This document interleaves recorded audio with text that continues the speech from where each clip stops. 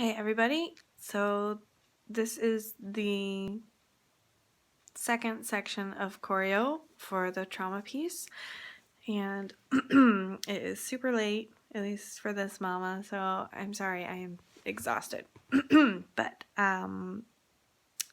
yes, there's a video of Rebecca Mulkey doing the movements that hopefully should help. She learned it in less than an hour just of me describing it to her like this and her practicing it, and so she did a fantastic job.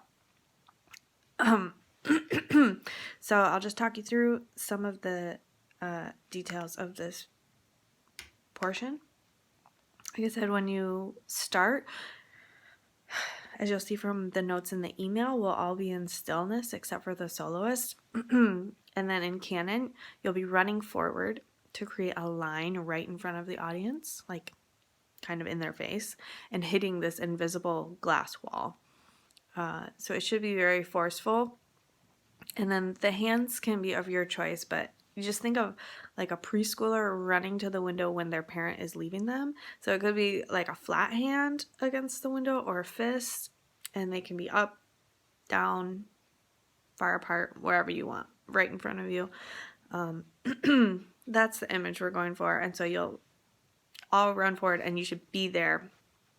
The accent on 5 just for now, and hold 6, 7, 8.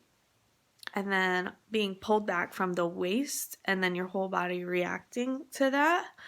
1, 2 to come up, 3, hold 4. And then this is like you're being slapped across the face from your left side, this is my left side, to the right. And your whole body should be responding. In the video, Rebecca isn't responding as much, so you can respond more than her. The arms can react. I don't want the arms or hands to cover the face, but they can come up. So that happens on 5. Sorry, I'm just using that as a visual. 5, hold 6, and the next movement is on an and, where you're gonna, in a protective way, jerk back to the left, more so covering the right side of you, with both arms or hands. So that's 6 and 7 and you come up and then reach forward 8. So that last part is da da, up reach. And then it pulls back. Let me just fast forward here. Da da da da da da da. And you use that momentum to pull you to face the back. And the arms begin, the head is down, the arms begin 1, 2, 3, 4. The leg does not start coming up till 5. So I think in the video, Rebecca is lifting the leg, but don't lift the leg until 5. Let just the arms come up. And then that should be like a suspended, weightless feeling, like floating in outer space, which that image is the idea of disassociation, which is a coping mechanism that trauma victims often use, where they feel like they're out of body. Their own consciousness is somewhere else in the room, or somewhere else, while things are happening to them, or not while things are happening to them. Maybe it's just this disassociation. They feel like they're watching themselves live their life from, outside their body. Also, the idea of a disconnect between body parts. So that's why I want to see the arms coming up first before the head, the leg, the upper body. That joins.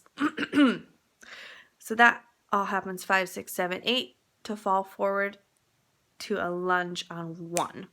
So you're turning to your left because your left leg is in the air, and you're going to fall onto the left leg down the right diagonal. Sorry about that. You fall on that, and then this part is a bit quick. And 3 and 4. So the flick of the hands should be very flicky. It shouldn't be a sweeping motion because that takes way too much energy. It should be leading with the shoulder, elbow, wrist, flick, and then coming down weightless gravity pulling your arms down. Flick up, and the back leg is coming up to a back attitude with a pointed foot this time. That's and 3. And then you're coming up to a coupe with a shoulder roll. The head is coming up and coming back down on 4. And then it's a hold 5, and you repeat and 6, a hold 7. You repeat the second part with the coupe and 8. Which Rebecca does nicely there. And then you go into this 8 count of repetitive movement where you're stepping forward and back with the hands coming up to the shoulders, the head coming up, and then coming down with the plie. This is meant to be in whatever timing you want. So you can go really, really fast or slow, or like fast and then slow, slow then fast, however you want to do it. I'd love to see different things so that when everyone is together, it's just like this chaotic kind of sense, but everyone is doing the same motion over and over. It's kind of the idea of like when you're in forced labor, it's day after day after day after day. It's endless. It's, repetitive. And the same thing with experiencing any kind of trauma, whether that's physical abuse or verbal abuse, you're experiencing the same thing over and over, and that's a weight you're carrying over and over and over. So that is the idea there. Also, Rebecca helped me to fill in some of these movements, so I have to give her credit. She was fantastic. So that happens 1, 2, 3, 4, 5, 6, 7, 8. And from here we repeat the floating 1, 2, 3, 4. The whole body lifts at the same time with the leg, and then fall collapsing like a feint. You just want to fall weightlessly to the ground, 5, 6. And then your body swivels around, and you use these kind of running legs along the ground because you'll have fallen kind of backwards.